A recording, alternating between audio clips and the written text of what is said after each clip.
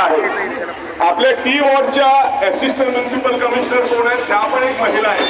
जर त्या महिला असून महिलांच्या पाण्याचे प्रश्न हे जर समस्या नसतील तर त्यांना इथे बसायची काहीच गरज नाहीये, काहीच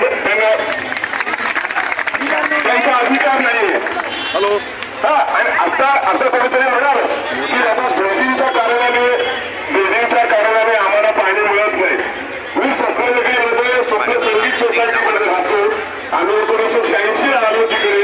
त्याच्यानंतर योगी हिल झालं, त्याच्यानंतर वसंत गार्डन, रेडवूड हे झालं, तरी पण आपल्याला पाण्याची कधीच टंचाई झाली